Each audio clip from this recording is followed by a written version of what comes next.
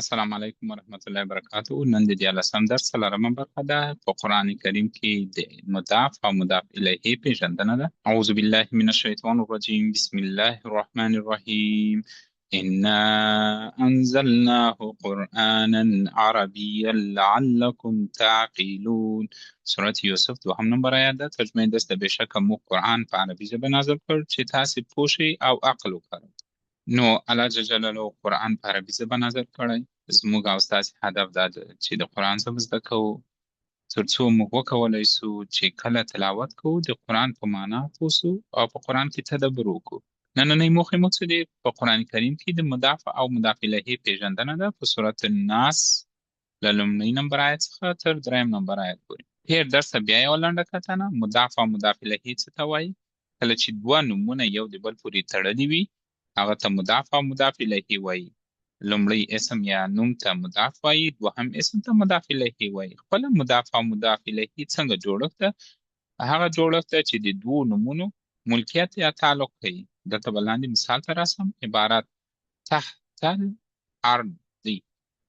دلته راځم. لومړی اسم ته چې موږ ویل تحت مضاف ته، دوهم اسم ته موږ چې ویل مضاف الیه الارض.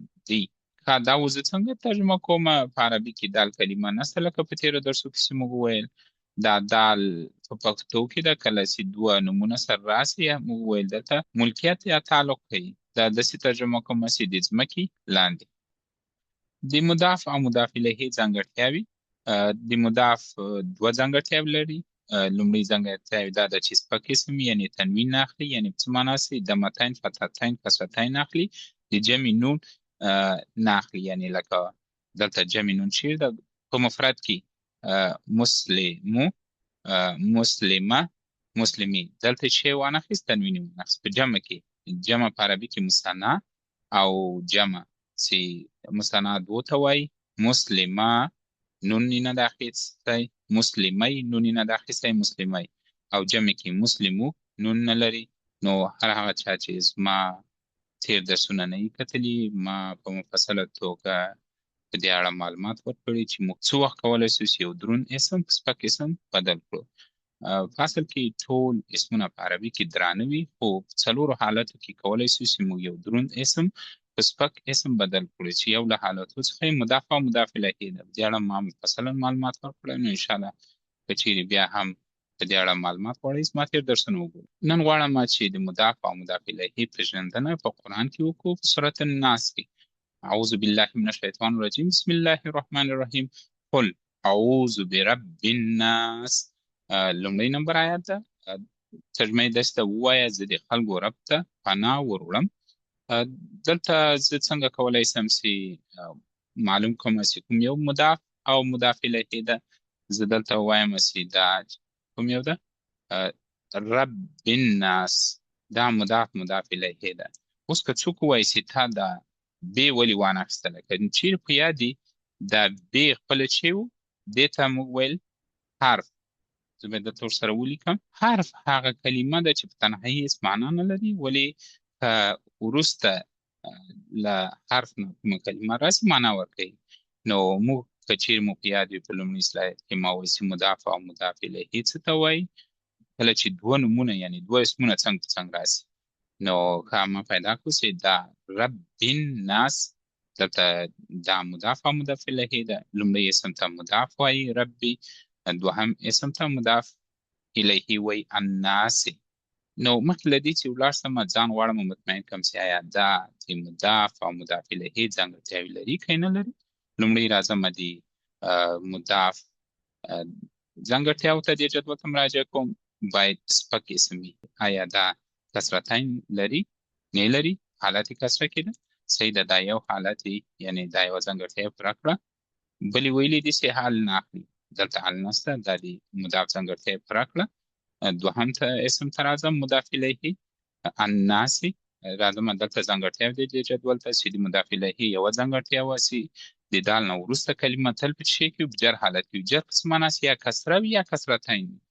نو زه دلته راځم چې ده حالت یې دلته ویني کسره ده.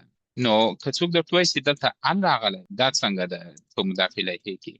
فرق نه کوي حال راسي خو مضاف الیه تنه یوه ځانګړتیا لري په حالت کې چې شی وي کسره یا کسرتین وي نو زه اوس راځم دا ترجمه کوم ربي رب الناس خلقو دا دال ما ورته اضافه کړی کوم چیرې په یاد وي د مضاف او مضاف الیه هغه جوړښت دی چې د دوو نومونو تعلق کوي سره یا ملکیت زه اوس دا څنګه ترجمه کوم دا دال دلته وګورئ د خلکو رب د چا رب د خلکو رب دا تعلق کوي بل سلاید ته ځم په سورة الناس کې لومړی نمبر آیات کې که څوک ووایي چې دا قل اعوذ دا هم معنا ورکوي زه غواړم چې دې ته هم ووایم چې دا مضاف الیه ده پس یې د زیر اخلمه ده دلته لیکمه دا عباره سو دلته لیکم قل اعوذ تا لومړی دا هم معنا ورکوي ووایه اعوذ پناه غواړم نو زه دلته راځم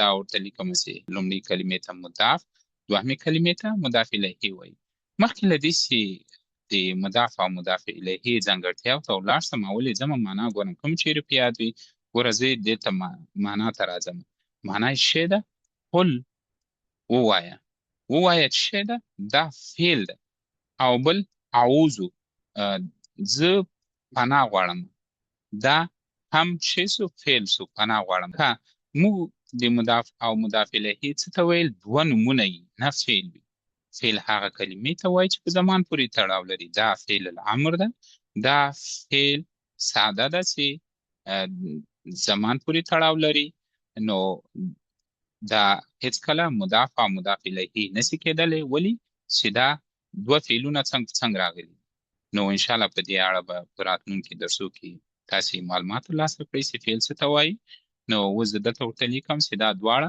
مضاف او مضاف الیه نه دي په سورة الناس کې دوهم نمبر آیت ته راځم ملک الناس د خلکو پاچا دې ته وایم چې مضاف الیه ده دا دواړه راخلم دلته دا عبارت ده جمله نه ده نو زه دلته ورته لیکم ملک الناس لومړی اسم ته موږ ووایو چې مضاف ده دوهم الناس شی د مضاف الیه ده مخکې له دې چې زه ترجمې ته ولاړ شم لومړی ګورم چې دا د مضاف او مضاف الیه ځانګړتیاوې پوره کوي که نه پوره کوي دلته راځم د مضاف ځانګړتیاوې چیرې سپک اسم وي دلته تنوین نشته دا په حالت کسره کې ده دا یوه ځانګړتیا یې پوره کړه دوهمه ځانګړتیا یې دا ده چې ال نه اخلي نو ال نشته بل راځم مضاف الیه الناس یوه ځانګړتیا لري چې په حالت کسره کې وي یا کسرتین کې وي دلته وینئ چې په حالت څه کې ده په حالت کسره کې ده دا د مضاف الیه ځانګړتیا یې پوره کړې نو اوس راځم معنا ته چې دا مضاف الیه ده زه دا څنګه معنا کوم پښتو کې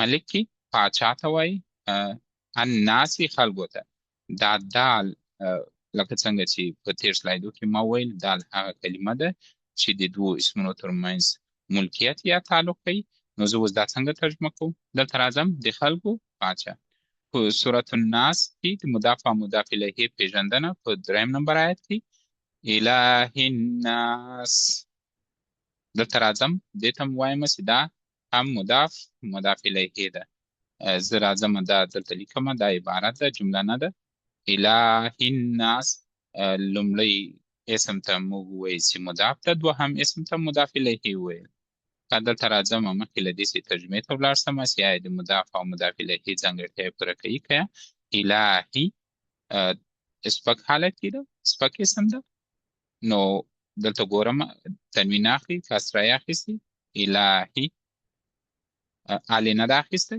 دا د مضاف ځانګړتیا یې پوره کړه مضاف الیه ته راځم د مضاف الیه ځانګړتیا یې پوره کوي که تل په حالت کسره یا کسرتین کې وي نو زه دلته راځم ګورم چې دا شی ده دا د مضاف الیه ځانګړتیا یې پوره کوي نو زه دلته ورته ګورم چې کسره حالت کې ده اوس دې ته وایم چې مضاف الیه ده دا زه څنګه ترجمه کوم الهي حقیقي معبود الناس خلکو لکه دا دال چې موږ ورته اضافه کړی دال شی کوي ملکیت یا تعلق د دوو نومونو ترمنځ کوي زه اوس دا څنګه ترجمه کوم دلته ښیم چې د خلکو حقیقي معبود دا شی سو دا مضاف او مضاف الیه سو د نننۍ درس لنډیز په قرآن کریم کې د مضاف او مضاف الیه پیژندنه مو کړه په سورة الناس کې نو له ټولو څخه مې دا هیله ده چې څلورم نمبر آیت څخه تر شپږم نمبر آیت پورې اسم معلوم کړئ او مضاف الیه دلته مشخص کړئ. انشاءالله په راتلونکي درس کې به د 4 نمبر آیت څخه تر 6 نمبر آیت پورې زه په دې اړه تاسو ته درس درکوم چې مضاف او مضاف الیه دلته کوم یو دي. نو لومړی تاسو خپل هڅه وکړئ، بیا هم که چیرې کومه پوښتنه درلوده کولی شئ چې ماته یې کمنټ کې ولیکئ.